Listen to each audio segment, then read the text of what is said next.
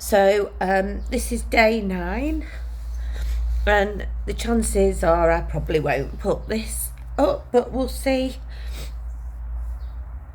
So the last couple of days have been pretty horrendous. I think the worst thing is keeping on top of the pain, and during the day that's fine because I can get up and move about. The problem is if you're up too long, your leg swells up and then that causes pain, so then you have to sit down, and there's an assumption that people have correct chairs for sitting on. I have got dining table chairs, so that's kind of what I use, or the settee if I want to be more comfy. But then if you sit for too long, then your leg goes really, really stiff. So when you do come to stand up, it doesn't feel safe and secure, and it's really difficult to walk because it's all swollen around the knee, you see. Whereas when you're down and walking, some of the swelling goes off the knee, but it goes onto your lower leg. Added to that, I have, for those of you that some might not know, but my very close friends and family know, that for many years I've had problems with my spine, and in the lower lumbar 1, 3 and 5, they're all fused together. So for the best part of 20 years I've suffered with severe sciatica, and the way I control that is through exercise and core and yoga, and basically being able to sleep on my stomach. And I can't sit for long or my back locks, and I can't stand for long or my back locks. So nights are really difficult for me going through this knee replacement procedure, because a lot of what you have to do is rest, and there is a lot of sitting around. But at night, obviously, you're meant to be sleeping. So I can't sleep because of the pain. And you can't really sleep on your stomach because you've got this great big cut down the middle of your knee.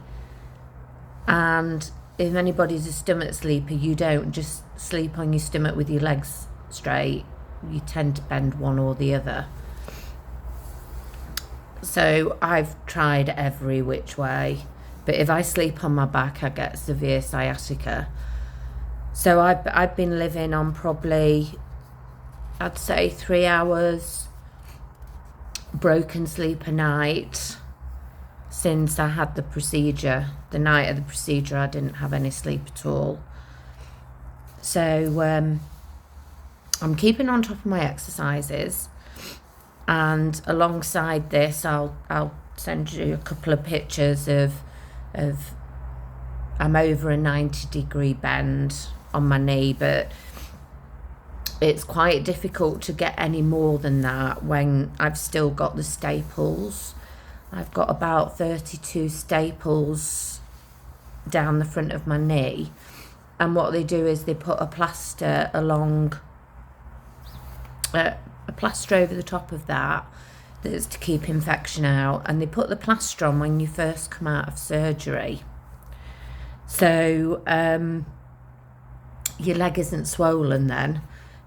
It starts getting swollen after the surgery, so of course the plaster gets tighter and tighter, and that's without you bending it, because you have to have your leg straight, completely straight, for the first 24 hours, they say.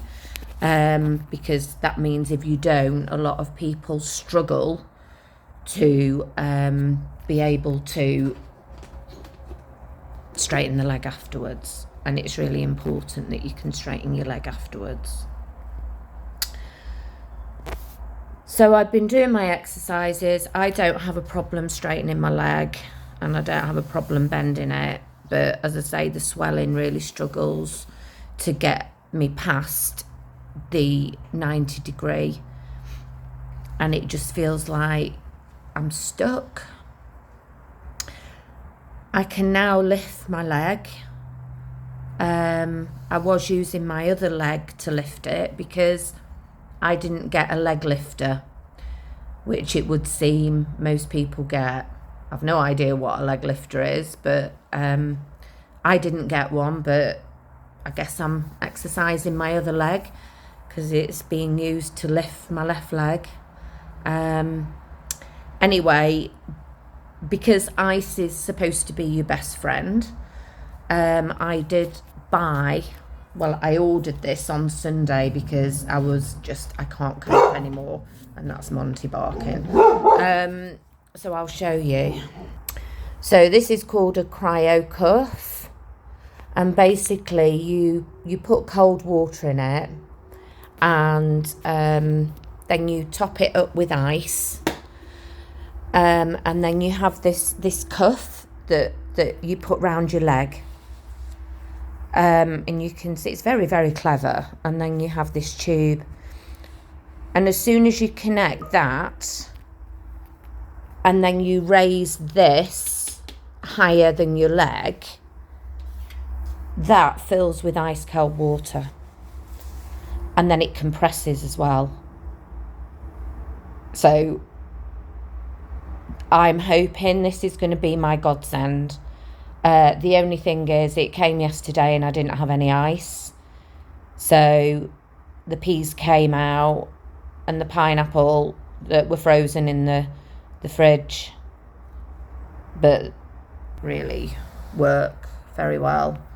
But it was good to try. This is one of the way that I have to do. I have to have my ankle on something solid and then hang my leg for 5 minutes. That's so that you're stretching the whole of the hamstring and the ligaments at the back so that your leg can be straight.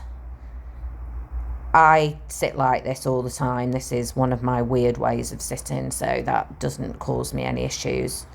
But because I've just finished exercises and my leg was really, really sore, I thought I'm going to do this particular exercise with the ice on. So I'm just going to move my leg. So that's where I'm up to. It's a real emotional roller coaster because I did a bit of bed yoga this morning for my back, and I will get my phone set up so you can see what that is, and it's really, really good for the glutes, and it's like doing a plank in the bed and doing various things. So if I was to fall over or anything, I'm falling on a soft surface, but it's focusing on other parts of my body, not just my knee, because I have other problems. I can't let that go, and you just need to keep strong overall.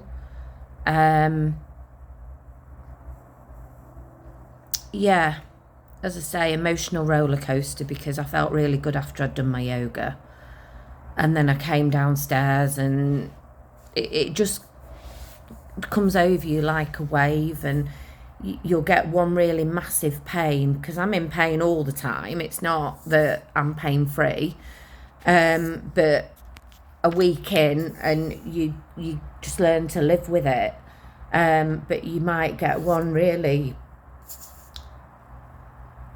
bad one,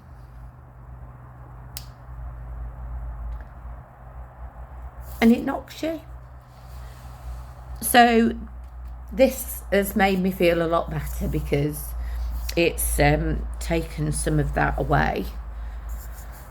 So as I say, I know a few days were really, really positive, but it's important that I'm sharing my journey, and this isn't a very good one today, but people need to know it's not all roses and whatever the saying is, because I can't even remember anything at the minute.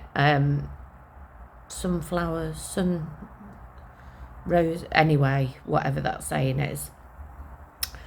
So thank you for listening. Ignore the state of me as usual.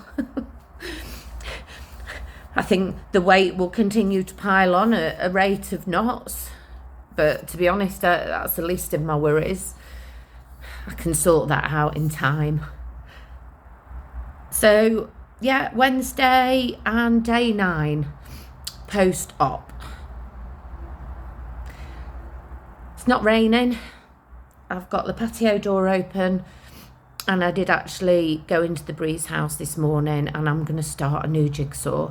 So hopefully that'll take my mind off things.